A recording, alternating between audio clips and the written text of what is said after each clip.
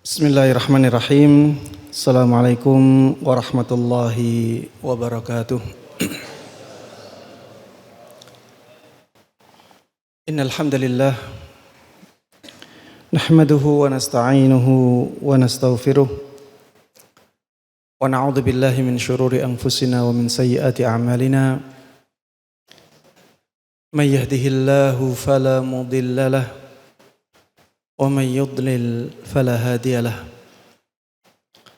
وأشهد أن لا إله إلا الله وحده لا شريك له وأشهد أن محمدا عبده ورسوله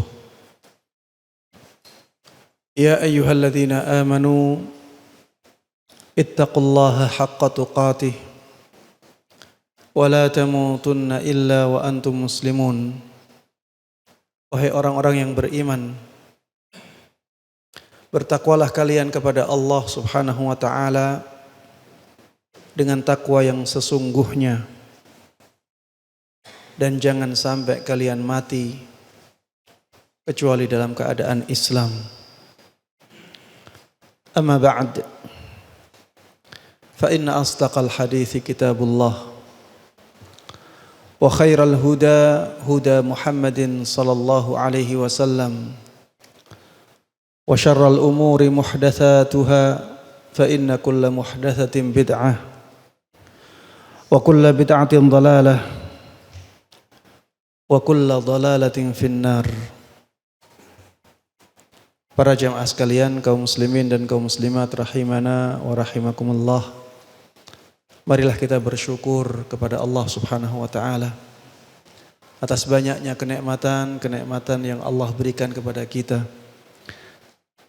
Kita bisa berkumpul di tempat yang sangat nyaman ini, di salah satu rumah Allah yang mulia ini, sungguh merupakan kenikmatan yang sangat besar. Tanpa taufik, tanpa kemudahan, tanpa pertolongan, tanpa nikmat Allah, kita tidak akan bisa berkumpul dan bermajelis di tempat ini. Maka jamaah sekalian rahimana wa rahimakumullah, marilah bersyukur kepada Allah Subhanahu wa ta'ala, di antaranya dengan mengisi kehidupan atau menggunakan nikmat-nikmat yang Allah berikan ini untuk kebaikan-kebaikan.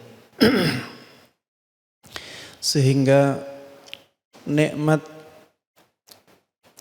yang Allah berikan ini terus dijaga oleh Allah ada pada kita, dan kita mendapatkan kenikmatan yang lainnya sebagaimana Allah janjikan, la in syakartum la azidannakum.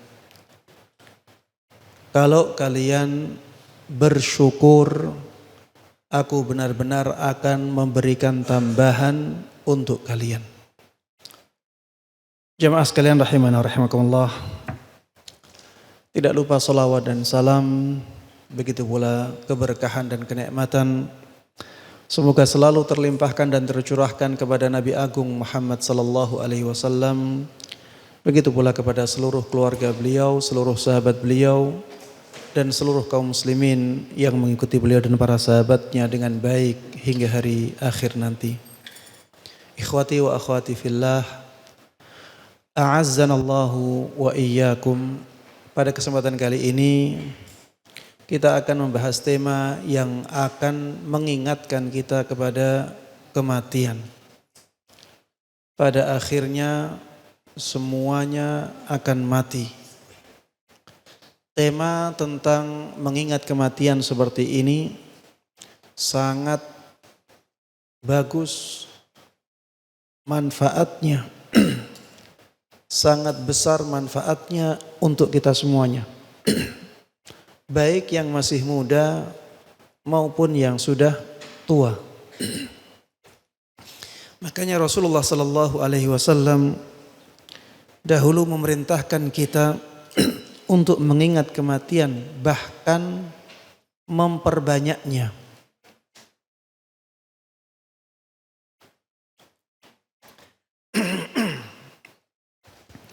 Dalam sebuah sabdanya, Rasulullah sallallahu alaihi wasallam mengatakan, "Aktsiru dzikra hadhimil ladzat.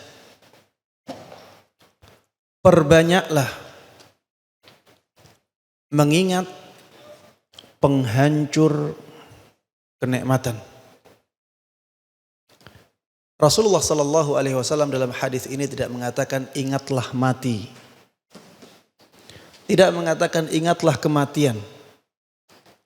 Tapi Rasulullah sallallahu alaihi wasallam katakan perbanyaklah mengingat kematian.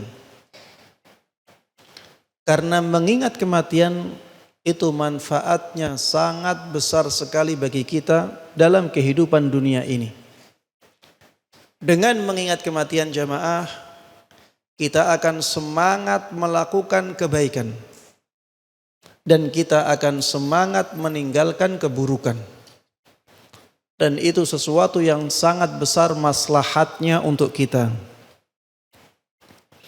Jamaah sekalian rahimana wa rahimakumullah.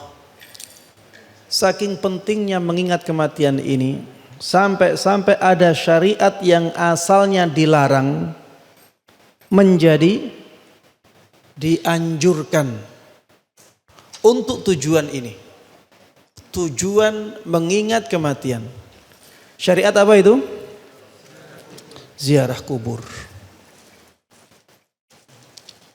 Rasulullah sallallahu alaihi wasallam pernah menyabdakan, "Inni kuntu nahaitukum an ziyaratil kubur fazuruha fa innaha tudzakkirul akhirah." Dalam riwayat yang lain atau dalam hadis yang lain, fa innaha tudzakkirukum al-maut. Sungguh aku dahulu pernah melarang kalian melakukan ziarah kubur. Ingat-ingatlah. Sekarang lakukanlah ziarah kubur itu. Apa alasannya? Fa innaha tudzakkirul akhirah. Karena sesungguhnya ziarah kubur itu bisa mengingatkan kepada hari akhir. Di dalam hadis yang lain disebutkan karena ziarah itu bisa mengingatkan kalian kepada kematian.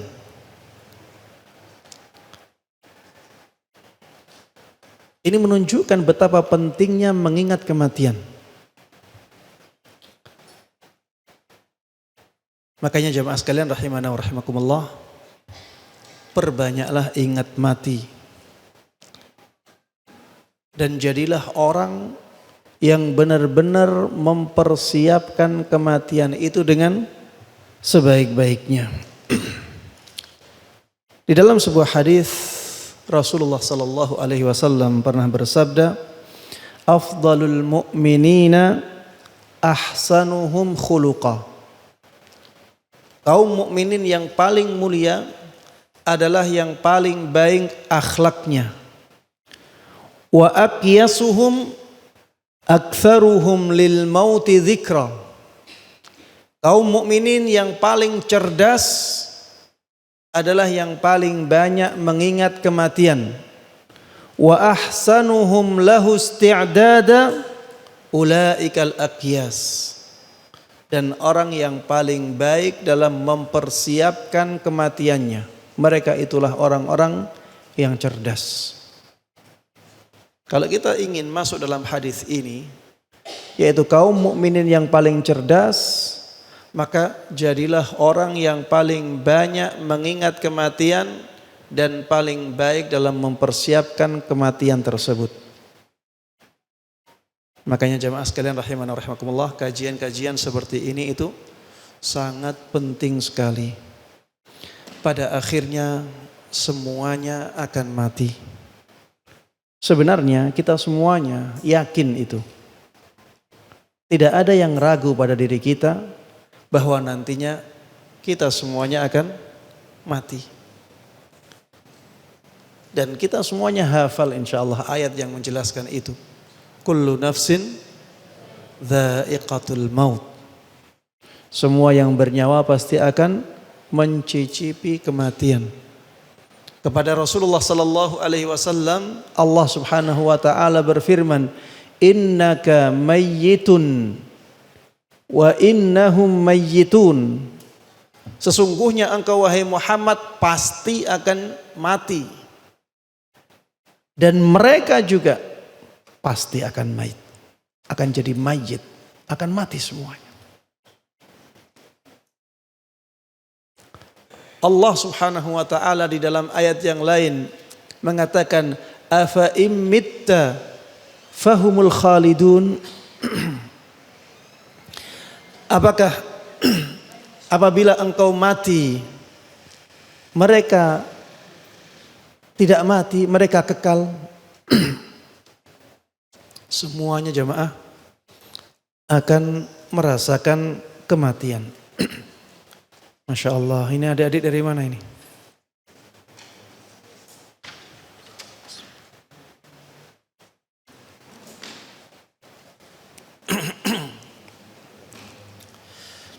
Adik-adik, temanya apa hari ini? Semuanya akan merasakan kematian adik-adik. Taib. Jamaah sekalian rahimana wa rahimakumullah.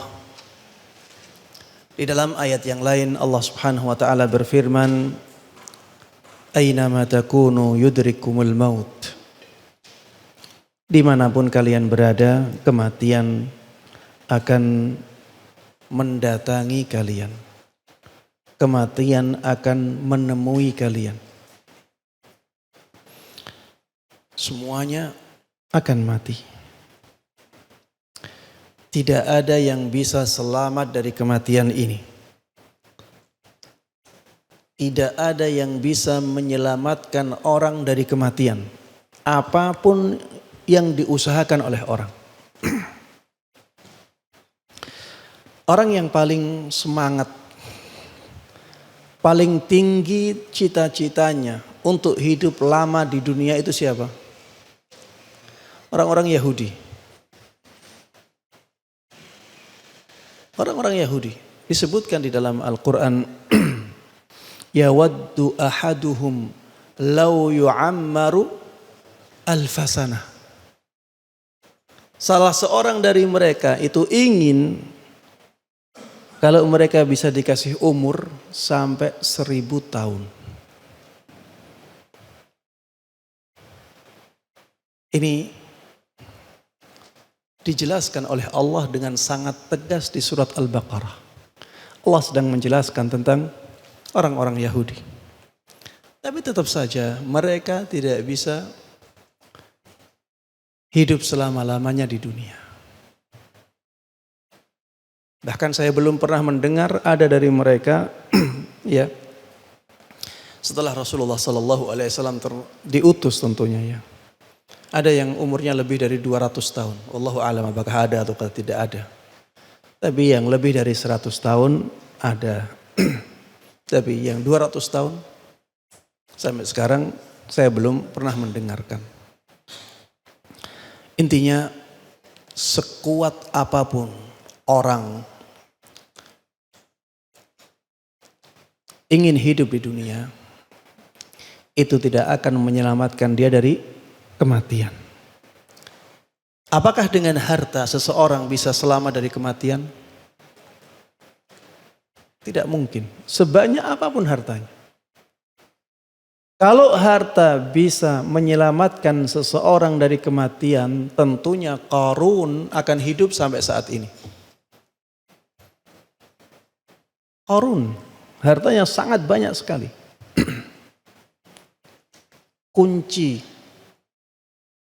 Kunci gudangnya saja, ya, tidak bisa dipikul oleh banyak orang. Saking banyaknya hartanya. Begitu pula Nabi Sulaiman. Akhirnya meninggal. Akhirnya wafat alaihi salatu wassalam. Padahal hartanya, kekayaannya sangat luar biasa. Tahta juga tidak akan bisa menyelamatkan seseorang dari kematian. Kalau tahta, kedudukan bisa memuliakan, bisa menyelamatkan seseorang dari kematian, tentunya Fir'aun akan hidup sampai zaman kita. Fir'aun, kekuasaannya sangat luar biasa. Orang sampai ketika mengatakan ana rabbukumul a'la ditaati oleh rakyatnya. Ini gimana ini? Mengatakan aku adalah Rabb kalian yang paling tinggi. Dan rakyatnya ngikut saja. Ini menunjukkan betapa absolutnya kekuasaan dari Raja Fir'aun. Akhirnya mati juga. Kekuatan, kesehatan, setinggi apapun teori kesehatan seseorang, sedalam apapun ilmu kesehatan seseorang, tidak akan bisa menyelamatkan dia dari kematian. Dokter butuh dokter. Iya, dokter akhirnya sakit juga. Dan dokter akhirnya mati juga.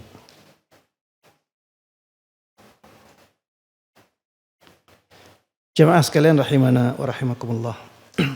Bahkan kemuliaan seseorang di sisi Allah tidak akan menyelamatkannya dari kematian. Kemuliaan seseorang di sisi Allah tidak akan menyelamatkan seseorang dari kematian. Rasulullah sallallahu alaihi wasallam manusia yang paling mulia, akhirnya wafat sallallahu alaihi wasallam. Malaikat Jibril akhirnya wafat tidak?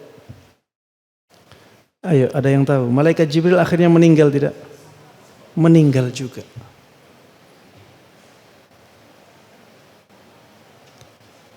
Tidak ada yang bisa selamat dari kematian.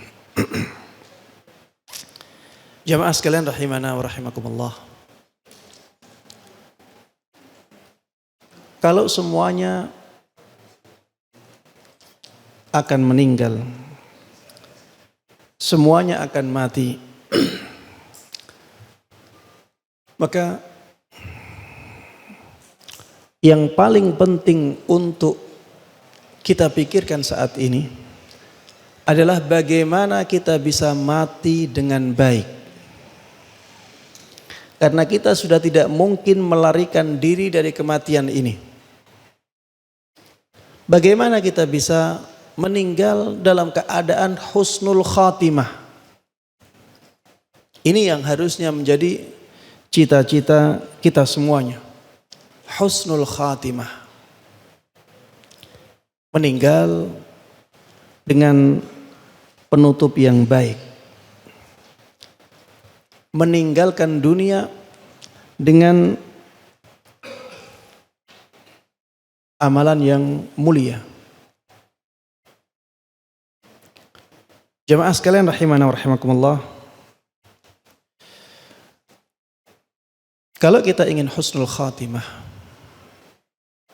maka kita harus punya usaha. Kita harus berusaha untuk mati husnul khatimah. Jadi orang kalau punya angan-angan, punya keinginan, itu harus berusaha. Kalau hanya bermimpi saja tanpa usaha, maka tidak akan mendatangkan hasil. Husnul khatimah juga demikian. Kalau kita ingin husnul khatimah, lakukanlah amalan-amalan yang bisa menjadikan kita husnul khatimah. Maka jemaah sekalian rahimana wa rahimakumullah, di sini saya ingin menyebutkan beberapa amalan yang bisa mengantarkan kita kepada husnul khatimah. Yang pertama, akidah yang lurus. Luruskan akidah kita agar kita meninggal dalam keadaan husnul khatimah. Kenapa akidah jamaah? Karena akidah adalah pondasi agama seseorang. Ya. Akidah adalah pondasi agama seseorang. Kalau pondasinya kuat, maka bangunannya akan kuat. Kalau pondasi agama seseorang kuat, maka amalan agama seseorang juga akan kuat. Pondasinya lurus, amalannya akan lurus. Kalau amalannya kuat, amalannya lurus, insya Allah akan menutup kehidupan orang tersebut dengan husnul khatimah. Jamaah sekalian rahimani wa rahimakumullah, di zaman kita khususnya kaum muslimin dijauhkan dari akidahnya. Ya, baik dengan cara yang terang-terangan maupun dengan cara yang samar-samar. Tugas kita jamaah giat dan semangat untuk mempelajari akidah. Dan pelajarilah akidah yang dibawa oleh Rasulullah sallallahu alaihi wasallam dan para sahabatnya. Kesampingkan dahulu perkataan para ulama atau perkataan orang-orang setelah zaman sahabat Nabi Muhammad sallallahu alaihi wasallam. Ambil akidah dari Al-Qur'an, ambil akidah dari sunnah Nabi Muhammad sallallahu alaihi wasallam, dan ambil akidah dari para sahabat Nabi. Agar akidah kita benar-benar murni. Dan itu sudah cukup jamaah sekalian rahimana wa rahimakumullah.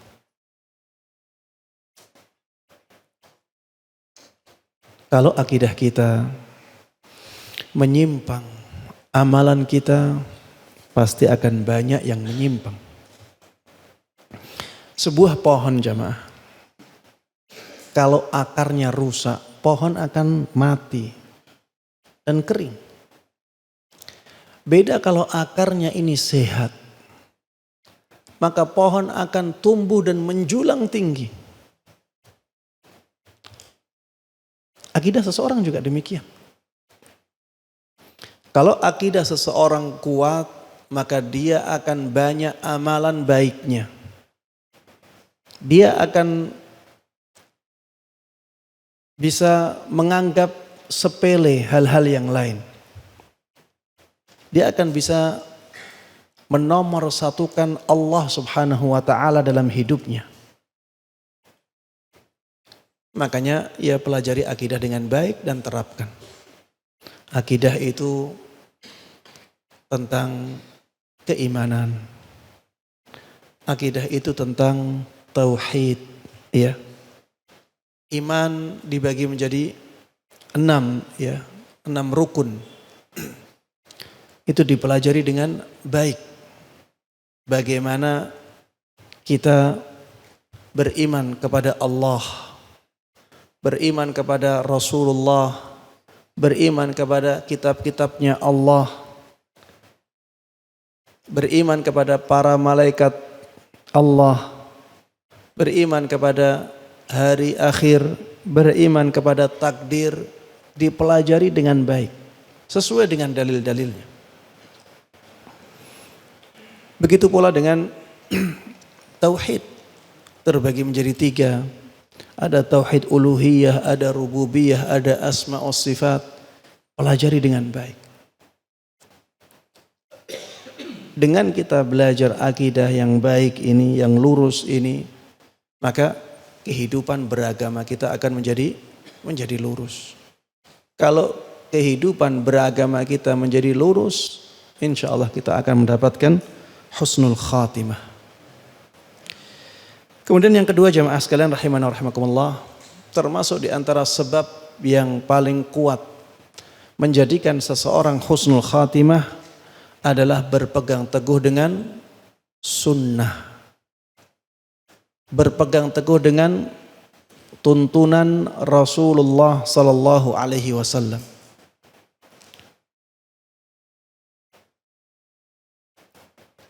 Allah Subhanahu wa taala di dalam Al-Qur'an mengatakan, "Wa may yuti'illaha war rasul faulaika ma'al ladzina an'ama Allahu 'alaihim minan nabiyyin was-siddiqin wasyuhada'i was-salihin wa hasuna ulaika rafiqa." Barang siapa yang taat kepada Allah dan taat kepada Rasulnya, mereka itulah orang-orang yang akan bersama dengan orang-orang yang dikasih nikmat oleh Allah. Dari para nabi, para siddiqin, para syuhada, dan para salihin. Orang yang taat kepada Allah dan Rasulnya, dia berpegang teguh dengan sunnah Nabi Muhammad sallallahu alaihi wasallam. Orang yang berpegang teguh dengan sunnah, dia pasti taat kepada Allah. Dia pasti taat kepada Rasulullah sallallahu alaihi wasallam.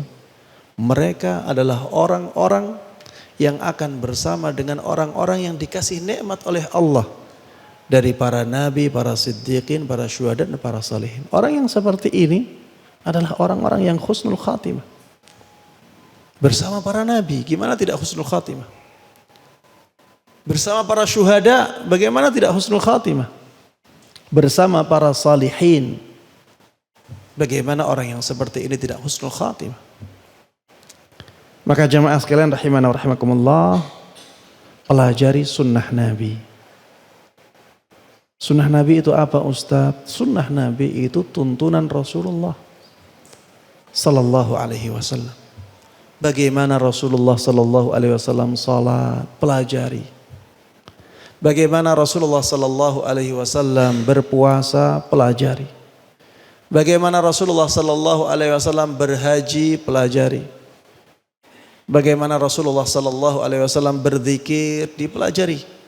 Ya, pelajari dengan baik sunnah-sunnah Rasulullah sallallahu alaihi wasallam. Bagaimana adabnya Rasulullah? Bagaimana akhlaknya beliau? Sunnah-sunnah ini mencakup seluruh sisi kehidupan manusia. Pelajari dengan baik, lakukan. Dan jangan kita mendengar omongan orang. Iya, di zaman ini banyak orang yang dibully karena menerapkan sunnah Nabi. Dan ana yakin banyak dari antum yang merasakan. Di zaman ini banyak orang yang dibully karena apa? Menerapkan sunnah Nabi. Memelihara jenggot, dibully. Memakai kerudung besar, dibully. Memakai cadar, dibully. Mengangkat sarung di atas mata kaki, dibully. Selalu mereka gunakan ini budaya Arab. Padahal semuanya dari sunnah Nabi Muhammad sallallahu alaihi wasallam. Semua yang saya sebutkan itu ada di dalam Al-Quran, ada di dalam hadis Nabi Muhammad sallallahu alaihi wasallam. Maka jamaah sekalian rahimana rahimakumullah, kalau kita ingin mati husnul khatimah, maka pegang teguhlah sunnah Nabi Muhammad sallallahu alaihi wasallam, pelajari dengan baik, terapkan dalam kehidupan kita. Kemudian yang ketiga, di antara yang bisa mengantarkan kita kepada husnul khatimah adalah menyembunyikan amal kebaikan. Menyembunyikan amal kebaikan ini akan menjadikan amal kebaikan semakin besar pahalanya.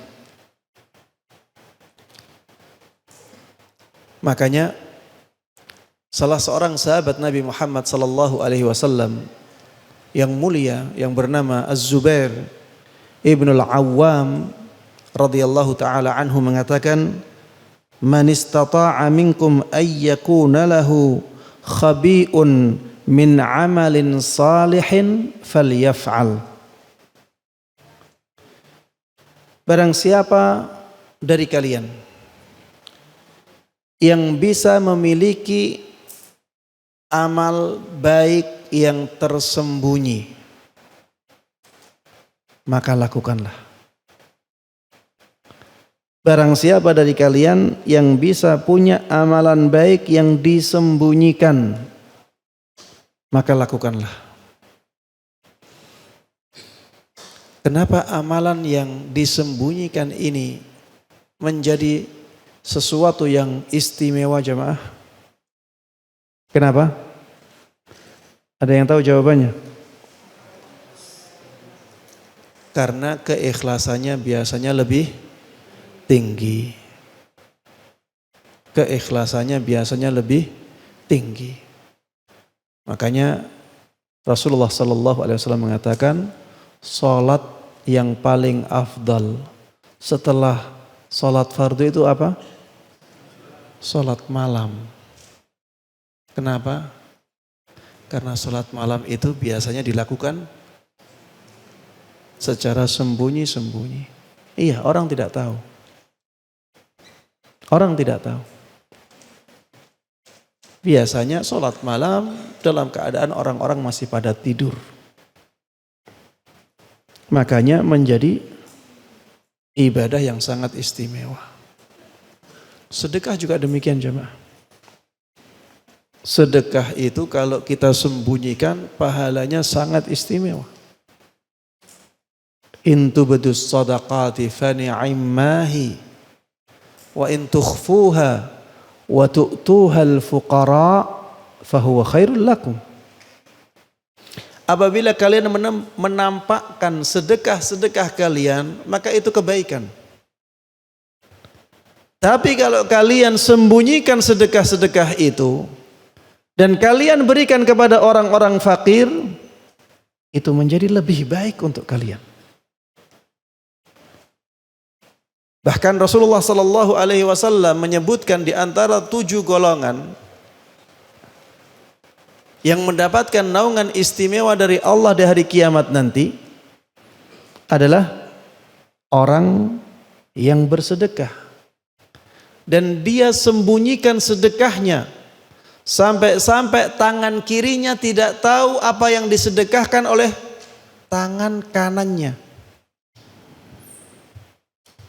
Ini saking hebatnya orang ini menyembunyikan sedekahnya. Dan alhamdulillah ya di zaman ini sudah mulai ya tumbuh sunnah ini. Seringkali orang donasi tulisannya hamba Allah.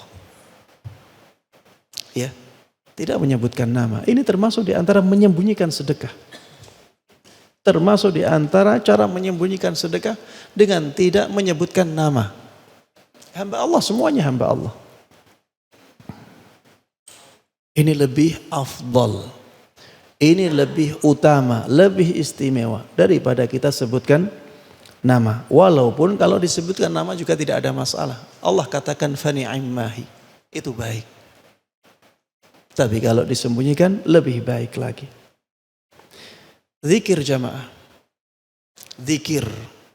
Kalau disembunyikan luar biasa. Walaupun kita boleh berzikir dengan kita tampakkan di hadapan banyak orang, tidak ada masalah. Selama niatnya masih ikhlas. Tapi kalau disembunyikan menjadi amalan yang istimewa.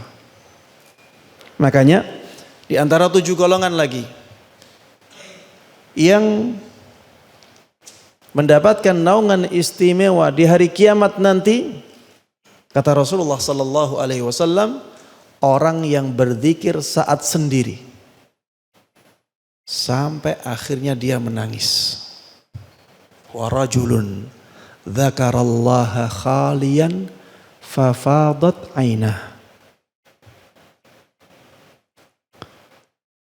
Ini menunjukkan ya bahwa ketika suatu amalan kebaikan disembunyikan, maka pahalanya bisa menjadi semakin istimewa.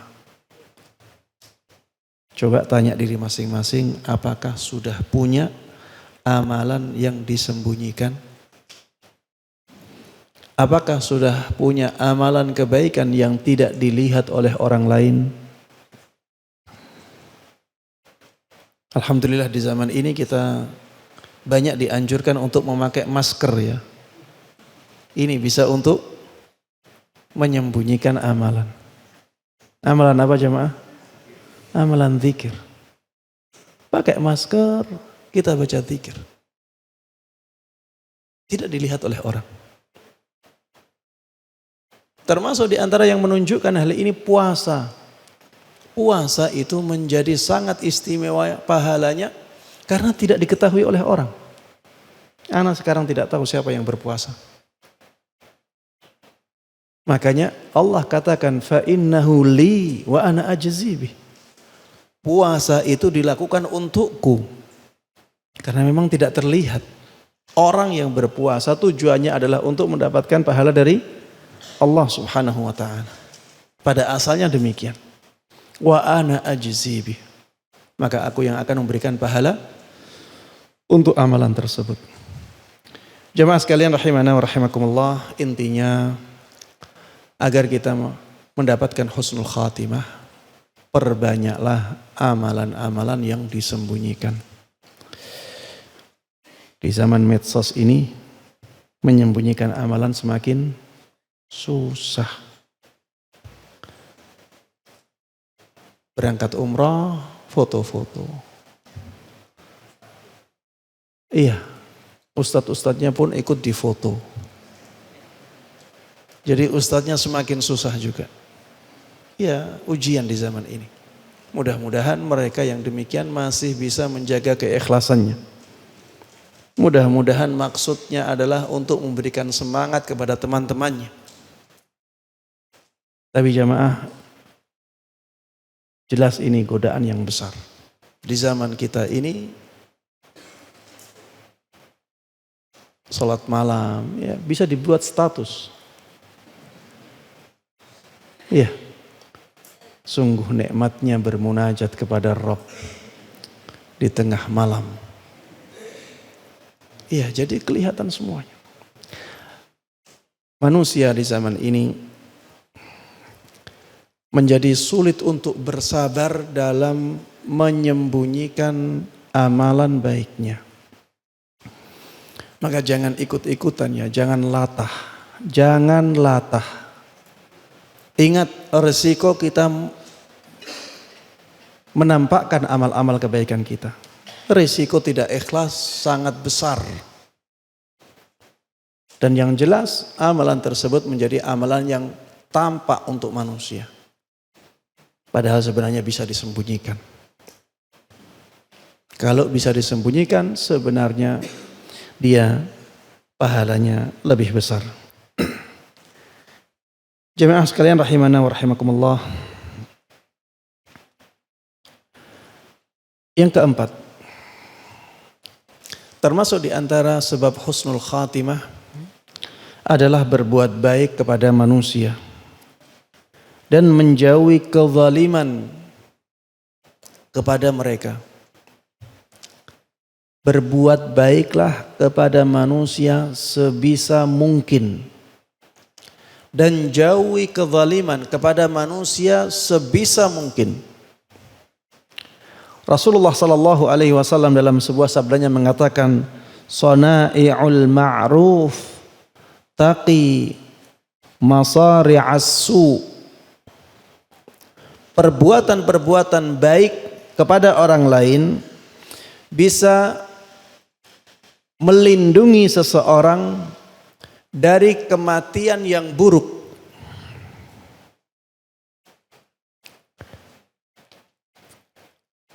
Perbuatan-perbuatan baik kepada orang lain bisa melindungi seseorang dari kematian yang su'ul khatimah. Maka sebaliknya jamaah, perbuatan-perbuatan baik kita kepada manusia bisa mengantarkan kita kepada husnul khatimah.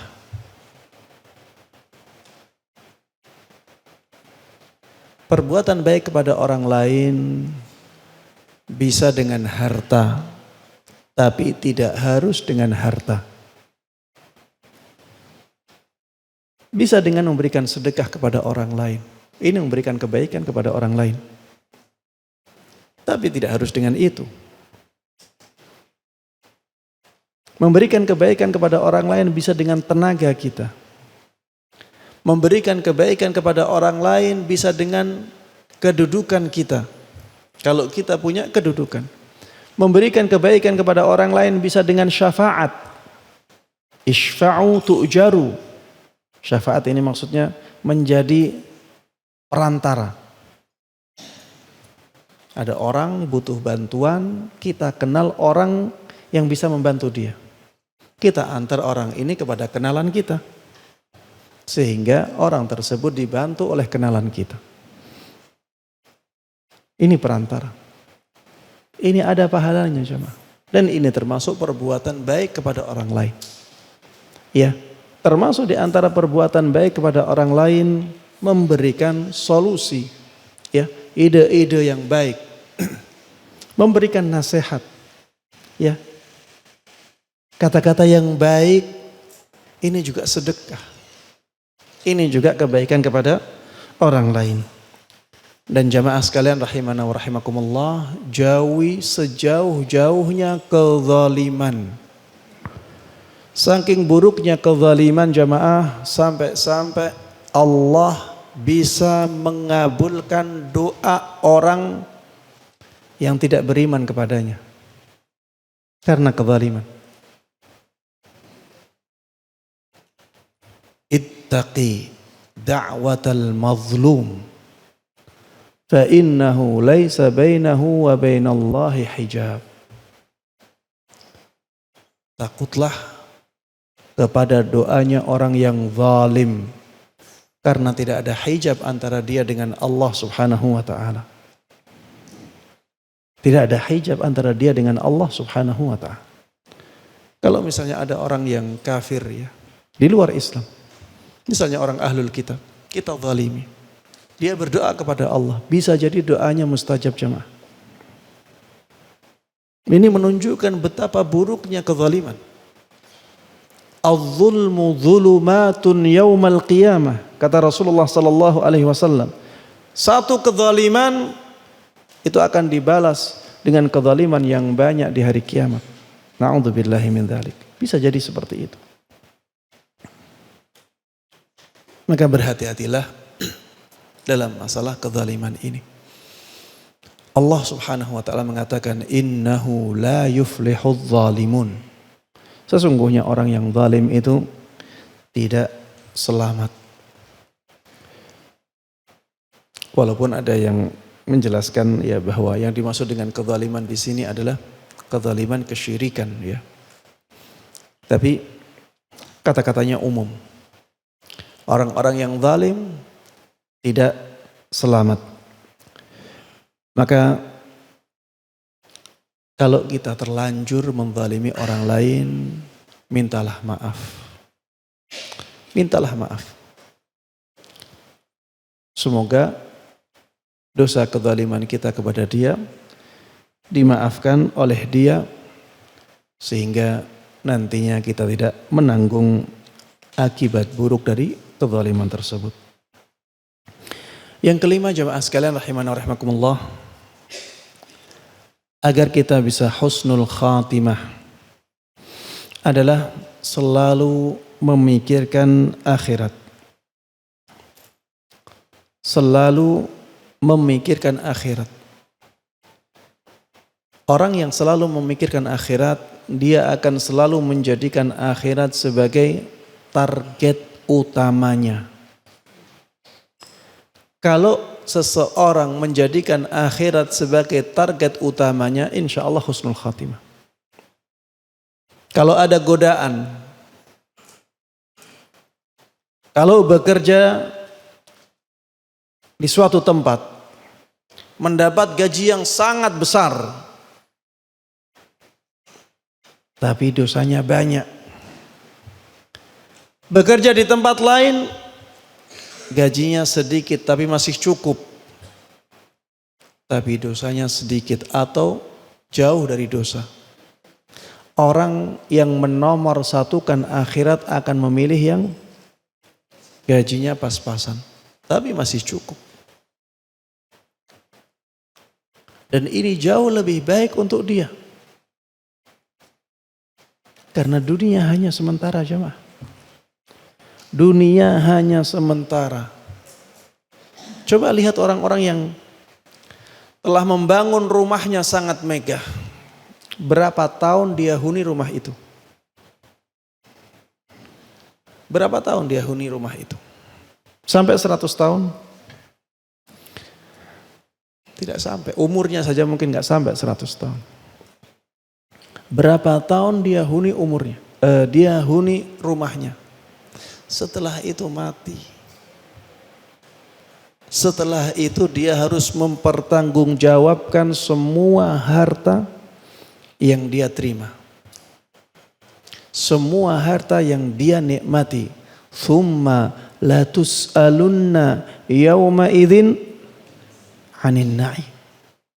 Kemudian kalian benar-benar akan ditanya tentang semua kenikmatan yang kalian rasakan, yang kalian dapatkan.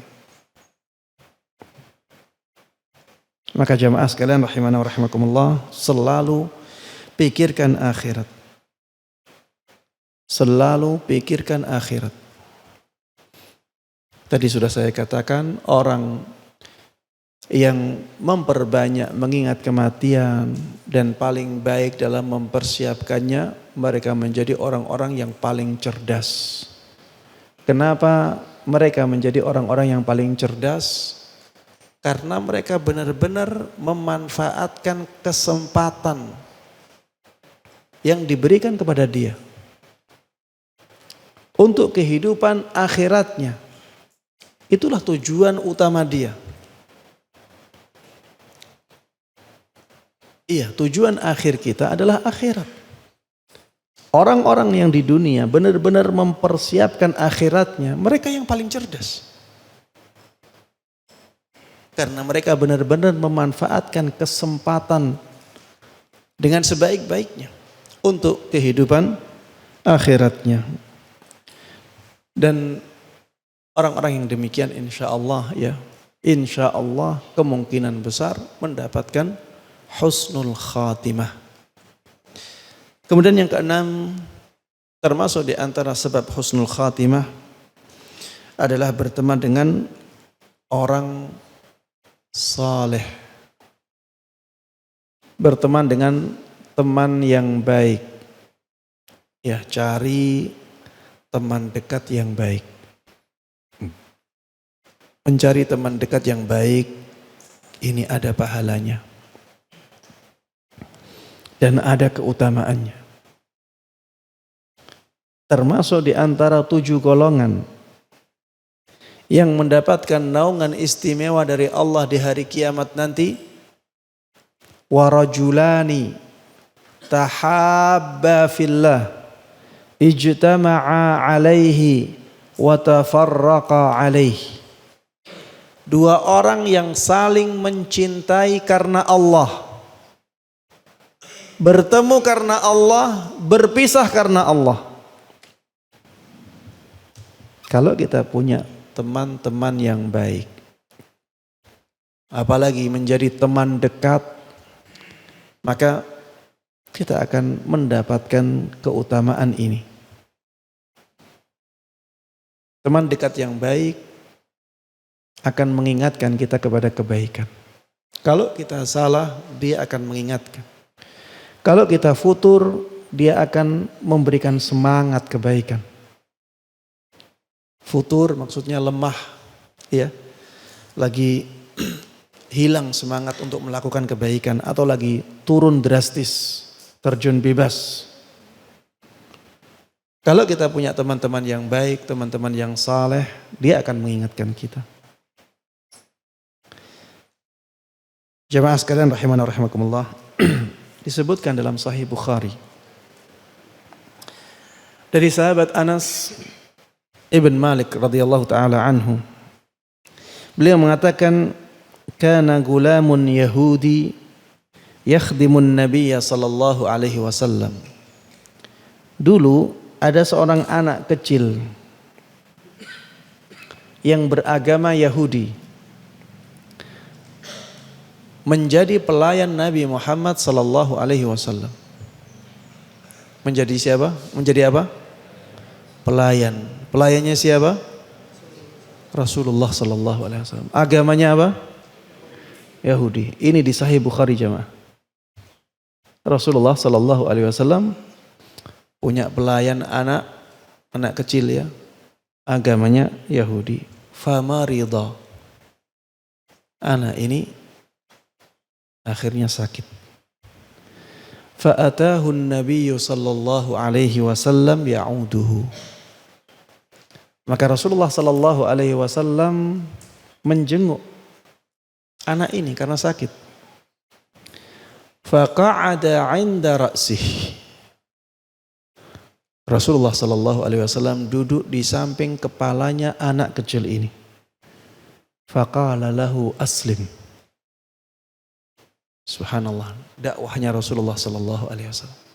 Duduk di samping kepalanya anak ini dan Rasulullah katakan, masuk Islamlah. Masuk Islamlah. Karena anak ini sudah tahu Islam dari Rasulullah sallallahu alaihi wasallam, menjadi pelayan Rasulullah sallallahu alaihi wasallam. Fanadhara ila abih wa huwa 'indah. Maka anak kecil ini karena ada ayahnya, dia melihat kepada ayahnya. Ayahnya juga di sisinya. Jadi ada Rasulullah, ada ayah anak ini, ada anak ini. Anak ini melihat ayahnya ketika Rasulullah sallallahu alaihi wasallam memerintahkannya untuk masuk Islam. Apa kata ayahnya? Ayahnya mengatakan, "Ati' Abul Qasim." Taatilah Abul Qasim, yaitu Rasulullah sallallahu alaihi wasallam. Fa aslam. Akhirnya anak ini masuk Islam jemaah.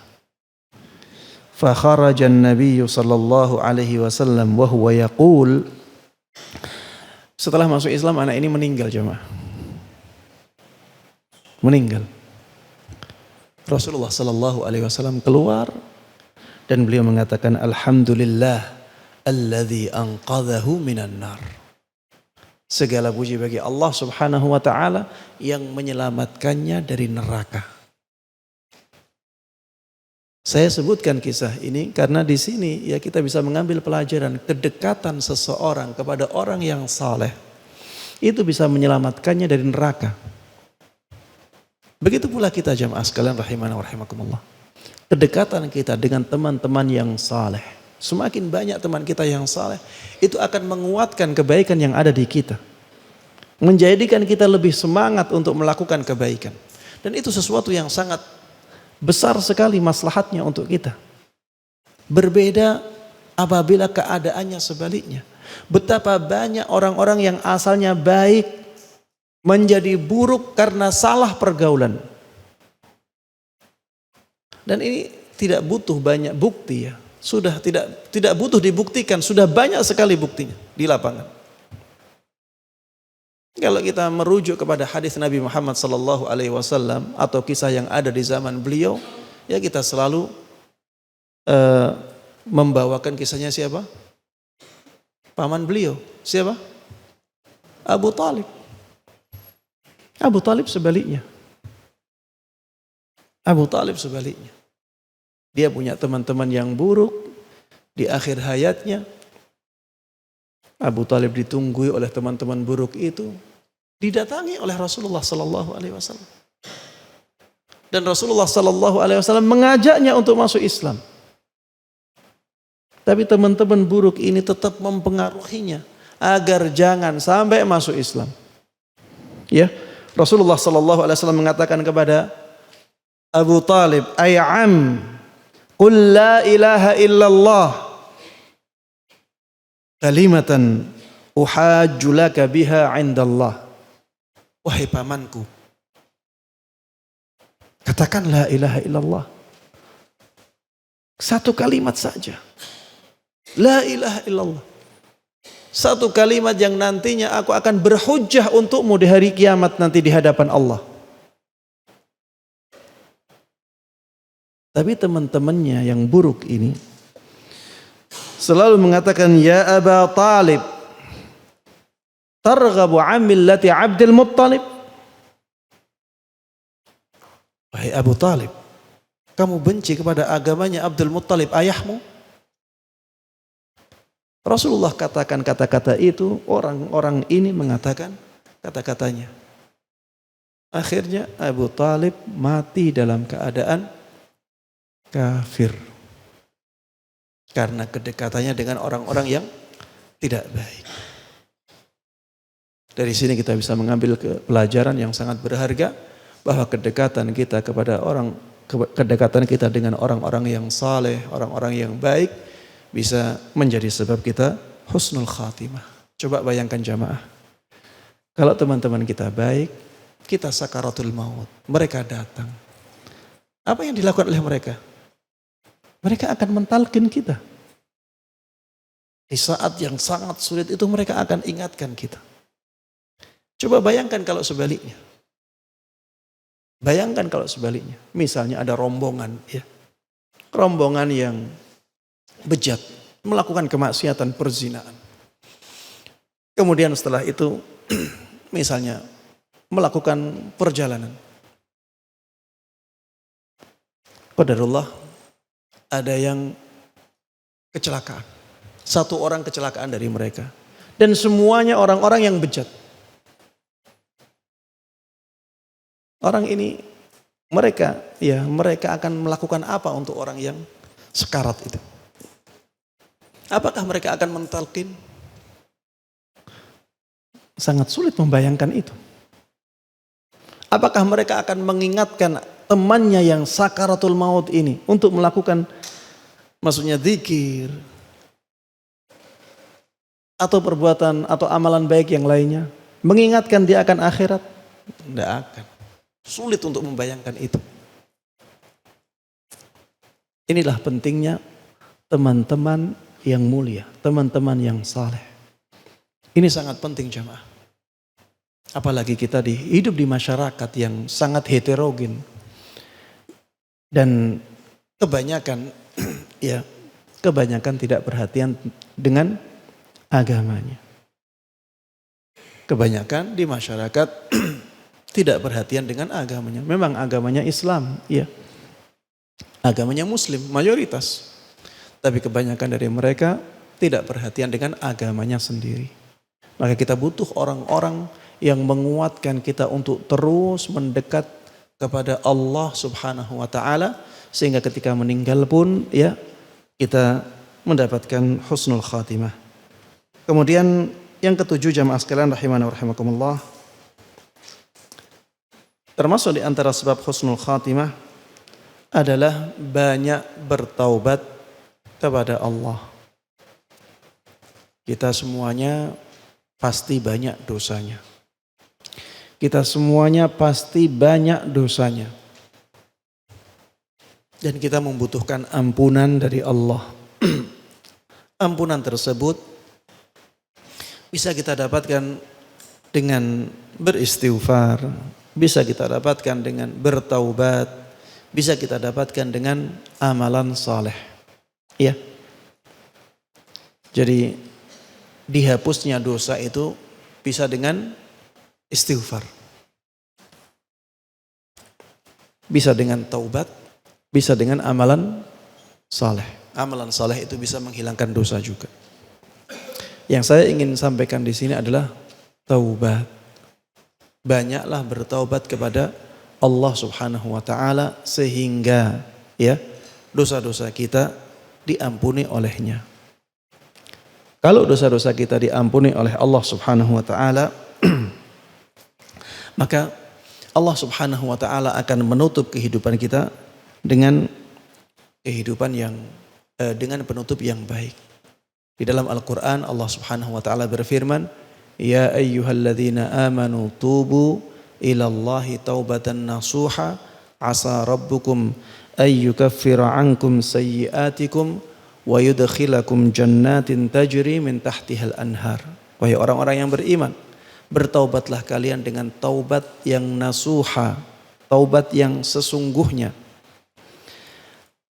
agar Rabb kalian mengampuni keburukan-keburukan kalian dan memasukkan kalian ke surga, ke taman-taman yang berjalan di bawahnya sungai, yang mengalir di bawahnya sungai-sungai. Ya, intinya di sini Allah menyebutkan taubat, kemudian menyebutkan pahala dari taubat itu, yaitu masuk ke surga Allah Subhanahu wa taala. Dan orang yang masuk ke surga Allah Subhanahu wa taala adalah orang-orang yang matinya husnul khatimah. Kemudian yang berikutnya jamaah sekalian rahimana wa rahimakumullah, istiqamah dalam kebaikan. Istiqamah dalam kebaikan. Maksudnya berusaha untuk mempertahankan kebaikan dan meningkatkannya. Istiqamah itu artinya seperti itu ya. Jadi berusaha untuk mempertahankan kebaikan dan meningkatkannya. Ini bisa menjadi sebab husnul khatimah. Kenapa? Karena seseorang itu akan mati dalam keadaan yang biasa dia lakukan. Orang itu mati dengan kebiasaannya. Kebiasaannya mabuk-mabukan, kemungkinan besar mati dalam keadaan mabuk-mabukan. Kebiasaannya bermain musik, kemungkinannya mati dalam keadaan bermain musik. Kebiasaannya berzina, maka juga demikian. Kemungkinan besar meninggal dalam keadaan seperti itu. Na'udzubillahi min dzalik. Orang yang kebiasaannya melakukan amal-amal saleh, maka kemungkinan besar matinya juga akan dalam keadaan yang seperti itu, melakukan amalan-amalan saleh. Husnul khatimah, itulah istiqamah dalam kebaikan, bisa mengantarkan seseorang ke dalam husnul khatimah. Bisa mengantarkan seseorang kepada husnul khatimah. Di dalam Al-Quran Allah Subhanahu wa ta'ala menjelaskan di surat Fussilat ayat 30, innal ladzina qalu rabbunallah thumma istaqamu tatanazzalu alaihimul malaikatu alla takhafu wa la tahzanu wa abshiru bil jannati allati kuntum tu'adun. Sesungguhnya orang-orang yang mengatakan Rabbunallah, Rabb kami adalah Allah. Di dalam bahasa Arab ya, perkataan itu bisa untuk menyebutkan amalan juga. Ya. Perkataan itu bisa menyebutkan amalan juga. Ya, seperti ketika para ulama menjelaskan man kana akhiru kalami la ilaha illallah dakhalal jannah.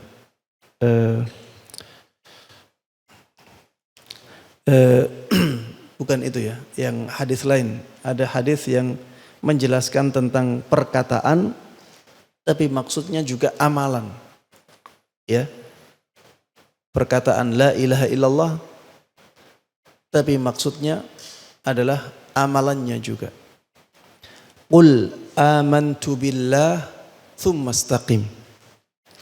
Katakanlah aku beriman kepada Allah, kemudian istiqamahlah. Di sini bukan hanya perkataan saja, tapi kita harus melakukan konsekuensi dari keimanan kita kepada Allah Subhanahu wa ta'ala.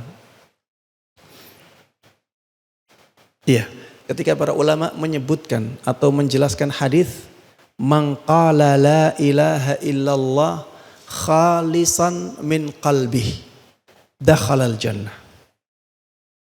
Barang siapa yang mengatakan la ilaha illallah tulus dari hatinya, dia pasti masuk surga. Kalau kita merujuk syarah para ulama tentang hadis ini, banyak yang menyinggung bahwa yang dimaksud dengan ucapan di sini masuk juga di dalamnya perbuatan. Ya, masuk di dalamnya juga perbuatan. Jadi bukan hanya mengatakan la ilaha illallah saja, tapi perbuatannya bertentangan dengan la ilaha illallah. Tidak. Dia mengucapkan itu dengan lisannya dan juga dengan anggota badannya.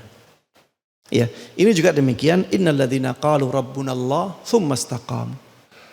Sesungguhnya orang-orang yang mengatakan rabbunallah, Rabb kami adalah Allah. Ini bukan hanya perkataan saja. Ini juga amalan, ya, ditunjukkan oleh amalan dia. Tsumma istaqamu. Kemudian dia istiqamah di atasnya. Tatanazzalu alaihimul malaikah. Maka malaikat-malaikat akan turun kepadanya. Ya, akan turun kepada mereka.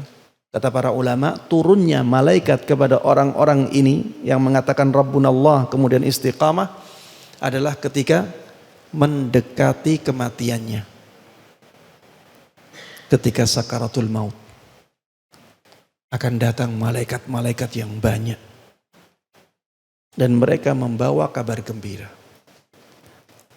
Alla takhafu wa la tahzanu wa abshiru bil jannati allati kuntum tu'adun. Jangan sampai kalian takut terhadap masa depan kalian.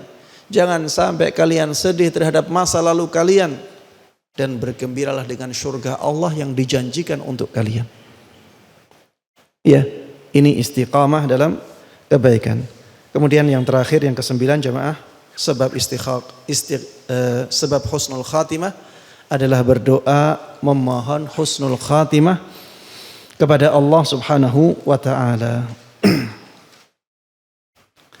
Misalnya dengan doanya Rasulullah sallallahu alaihi wasallam, Allahumma ahsin aqibatana fil umuri kulliha wa ajirna min khizyid dunya wa adzabil akhirah.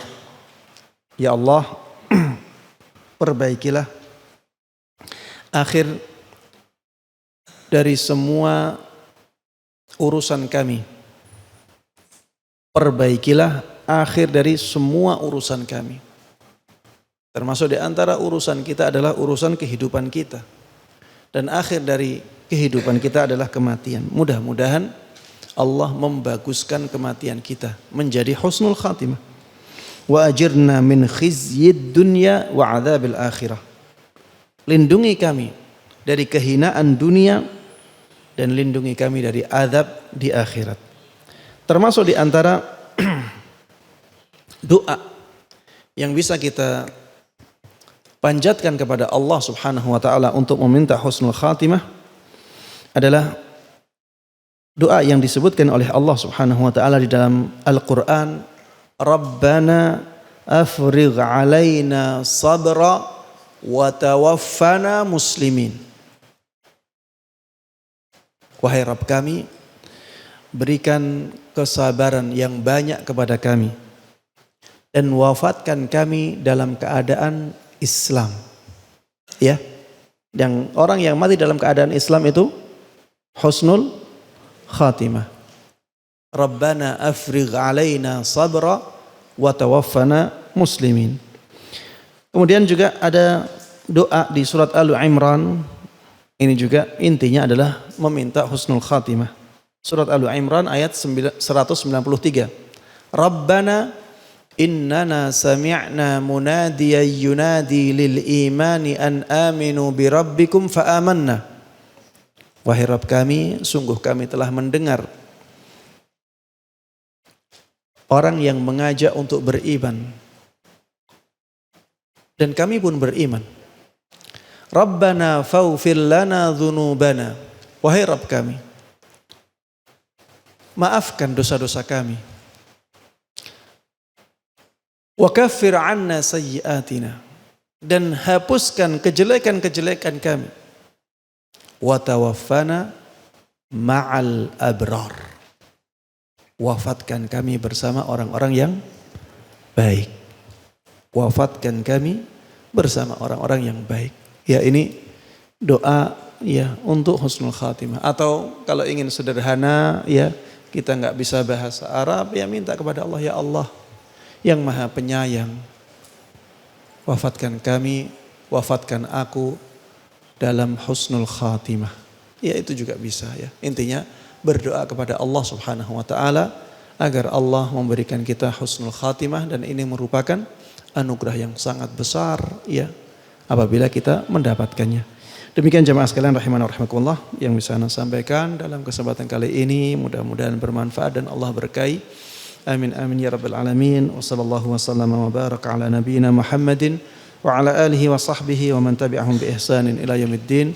Wa subhanakallahumma wa bihamdika asyhadu an la ilaha illa anta astaghfiruka wa atubu ilaik. Wassalamualaikum warahmatullahi wabarakatuh. Enggak usah pertanyaan ya.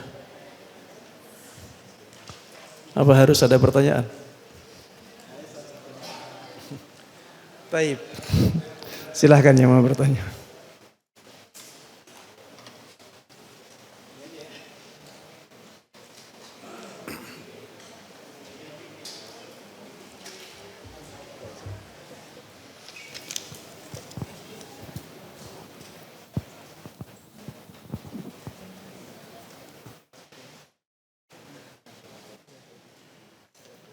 Ya, silakan. Silakan. Baik, Bismillahirrahmanirrahim. Afwan Ustaz, tadi di yang urutan yang kelima atau yang keenam saya agak lupa ya tentang husnul khotimah itu diantara ikhlas. Artinya bahwa mau tidak mau, suka tidak suka, sekarang dengan adanya sosial media itu adalah menggiring kita kepada hal-hal yang sesungguhnya ya ingin dipuji atau apapun lah namanya. Ya. Termasuk mungkin diantaranya pelakunya saya. Karena begini, dalam artian saya tidak atau kami tidak bermaksud untuk dipuji atau bagian, tapi adalah edukasi. Dimana mohon maaf kami punya rombongan kira-kira 5 juta lebih tunanetra muslim di Indonesia. Ya, yang notabene-nya adalah kami ingin mengajak agar tunanetra muslim itu mampu membaca Al-Quran Braille. Sedangkan kalau kita hitung sekarang, kenyataannya hanya dari 5 juta itu baru 20% yang bisa membaca Al-Quran. Nah, kami mengedukasi misalnya ada pengajian kami foto, kemudian ya memang saya suka upload di IG. Artinya apa? Agar ada ajakan terhadap masyarakat, yuk menemukan tunanetra harus diajak mengaji gitu. Karena apa? Ya kami takut menjadi buta 2 kali ya, buta di dunia di akhirat. Nauzubillah, saya juga surat At-Taha kan itu. Yang kedua, kalau saya perhatikan, saya sering keliling ke daerah, banyak teman-teman kami tunanetra muslim, tapi diperhatikan oleh para ustadz atau oleh siapapun pada lingkungan. Sehingga mohon maaf, ketika kami tes dalam adegan sholat, ada yang ngangkat tangannya kemana-mana. Itu artinya apa? Kewajiban kita, kami ingin mengedukasi itu. Nah, bagaimana dengan itu supaya kami tidak salah gitu ya. Karena sekarang yang lebih cepat adalah edukasinya adalah memakai sosial media. Afwan, terima kasih. Assalamualaikum warahmatullahi wabarakatuh. Waalaikumsalam warahmatullahi wabarakatuh. Iya, jamaah sekalian rahimana rahimakumullah. Ya karena memang waktu yang terbatas ya, sehingga kalau setiap poin itu saya jabarkan dengan sangat dari semua sisinya akan tidak cukup waktunya. Jadi gini jamaah, sebenarnya amalan yang baik itu sebaiknya disembunyikan. Ini hukum asal. Hukum asalnya amal yang baik itu sebaiknya disembunyikan. Tapi ada juga amalan yang ketika ditampakkan menjadi lebih mulia. Ada juga amalan yang ketika ditampakkan menjadi lebih mulia. Contohnya ya, ketika seseorang tidak menampakkan sedekahnya, orang-orang jadi suudzon kepada dia. Jadi misalnya dia orang terpandang di masyarakatnya. Dia orang terpandang di masyarakatnya. Kalau dia misalnya ada pembangunan masjid ya. Kalau dia tidak tampakkan namanya, maka masyarakat akan suudzon. Loh, ini orang yang paling kaya, orang yang paling punya kemampuan, kenapa enggak bersedekah? Kenapa enggak dukung? Akhirnya orang banyak yang suudzon. Dalam keadaan yang seperti ini, ya sebaiknya orang yang seperti ini menampakkan sedekahnya. Ya mungkin dia bisa main dua kaki. Main dua kaki maksudnya ada sedekah yang ditampakkan, ada sedekah yang disembunyikan. Biar masyarakat tidak suudzon. Dan dua-duanya menjadi punya keutamaan tersendiri. Yang ditampakkan lebih utama karena bisa menghindarkan masyarakat dari suudzon tersebut. Ya, menghindarkan masyarakat dari perbuatan suudzon, menghindarkan dia dari tuduhan yang tidak baik. Yang tersembunyi kembali ke hukum asalnya. Ya.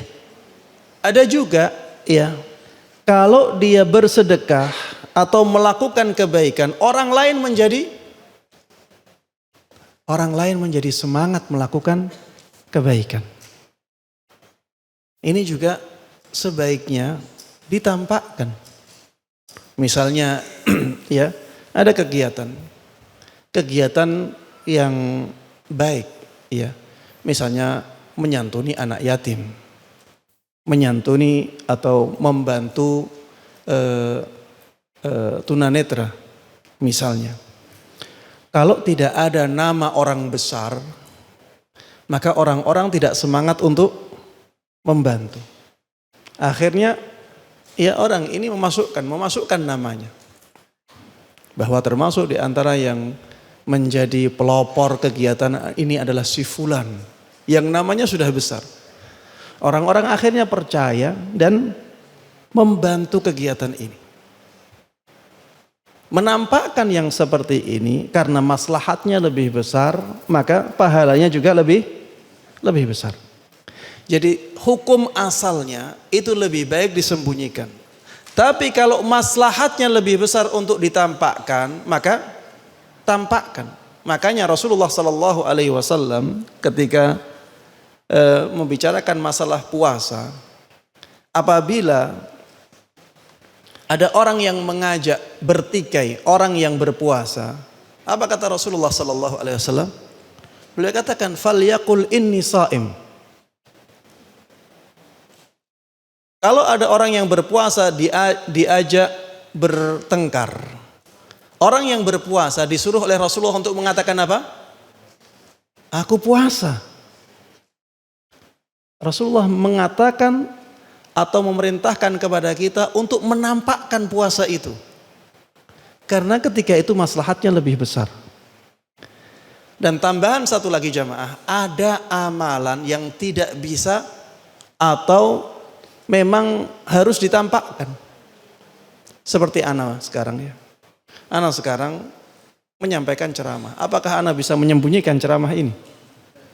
Kalau ana sembunyikan bagaimana? Khatib Jum'ah misalnya. Khutbah Jum'ah itu kalau disembunyikan bagaimana? Tidak bisa. Ada amalan-amalan yang seperti ini. Orang yang adzan memang untuk disiarkan agar orang-orang dengar adzan. Ada amalan-amalan yang seperti ini. Termasuk diantaranya tadi yang disebutkan ya, agar orang-orang tahu. Ya, itu berarti berdakwah di situ. Dan berdakwah itu memang untuk disiarkan. Kalau dakwah tidak disiarkan, ya, maka siapa yang akan mendengar nanti? Siapa yang akan tahu? Ya, jadi sebenarnya secara penjelasan secara komprehensif seperti itu ya. Jadi tidak semua yang baik itu harus disembunyikan. Tapi pada asalnya seperti itu. Pada asalnya amalan yang baik itu sebaiknya disembunyikan. Kecuali kalau maslahatnya lebih besar untuk ditampakkan, maka tampakkan. Dan di sana ada amalan-amalan yang memang untuk ditampakkan, bukan untuk disembunyikan. Sehingga jangan sampai nanti ada orang yang keluar dari kajian ini mengatakan, ana sholat di rumah sajalah, sembunyi-sembunyi. Saya tidak mau sholat berjamaah di masjid karena dilihat oleh banyak orang. Tidak bisa jemaah. Itu memang sholat di masjid itu memang biar dilihat orang. Biar orang-orang melihat bahwa masjidnya itu hidup ya. Banyak orang yang ke masjid. Memang itu untuk dilihat orang. Ya. Jadi ada amalan-amalan yang seperti ini bukan tidak masuk pembahasan kita.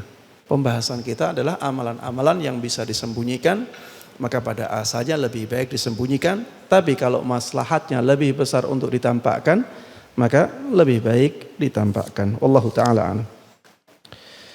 Baik, di sini ada pertanyaan, bagaimana anak seorang Nasrani yang berumur balita yang sudah dibaptis kemudian mati? Apakah anak tersebut mengikuti agama orang tuanya dan kekal di neraka? Jawabannya tidak. Ya, balita itu belum mukallaf. Ya, balita itu belum mukallaf. Jadi dia nanti di akhirat diuji oleh Allah. Ada ujiannya. Ini pendapat yang Ana sebutkan yang paling rajih saja ya, yang saya lihat paling rajih. Nanti di akhirat dia diuji oleh Allah Subhanahu wa taala. Ya. Nanti kalau dia lulus dari ujian itu dengan baik, ya langsung dimasukkan oleh Allah ke surganya. Kalau tidak, dimasukkan oleh Allah ke neraka dahulu. Wallahu a'lam. Bagaimana apabila kita memberikan kado pernikahan di suatu pesta, apakah bungkus kado tersebut diberi nama si pemberi kado atau tidak? Ya, ini juga seperti tadi yang saya katakan, mana yang besar maslahatnya. Kalau misalnya tidak dikasih nama, tidak ada mudarat, maka lebih baik tidak dikasih nama. Kalau misalnya tidak dikasih nama malah menjadikan orang tersebut suudzon kepada kita, tulis namanya dan jaga niat kita. Ya, jaga niat kita.